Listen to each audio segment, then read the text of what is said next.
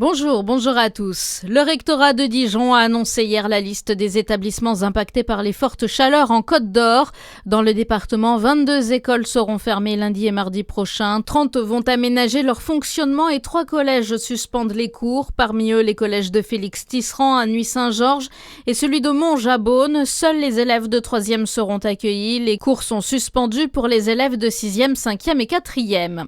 Une cellule de crise activée en fin de matinée, place Beauvau. La canicule continue de gagner du terrain en France. 60 départements placés en alerte orange avant de probables vigilances rouges dès demain. Météo France estime que les journées du début de la semaine pourraient être les plus chaudes jamais enregistrées dans le pays. À Lons-le-Saunier, la ville appelle à la vigilance alors que le Jura est placé en vigilance orange canicule, tout comme tous les départements de la région. Le centre communal d'action sociale de la ville rappelle qu'un registre permet d'identifier les personnes souhaitant être contactées en cas de forte chaleur ou de situations exceptionnelles. L'inscription est gratuite et confidentielle.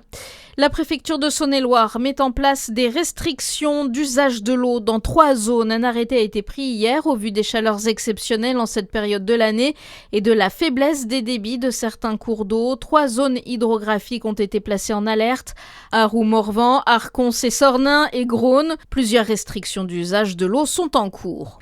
La 15e édition de la Moisson des Brasseurs se poursuit jusqu'à dimanche à Besançon. Cet événement permet au grand public de découvrir les métiers de la brasserie, de rencontrer les professionnels du secteur et de mieux comprendre les différentes étapes de fabrication de la bière. Parmi les brasseries participantes, les 3 brasseurs Besançon. Un mot de rugby, le Stade Toulousain défendra son titre en finale de top 14. Les Rouges et Noirs ont écrasé le Racing 71-17. La deuxième demi-finale opposera ce soir Montpellier au Stade Français. Bonne journée sur Fréquence Plus.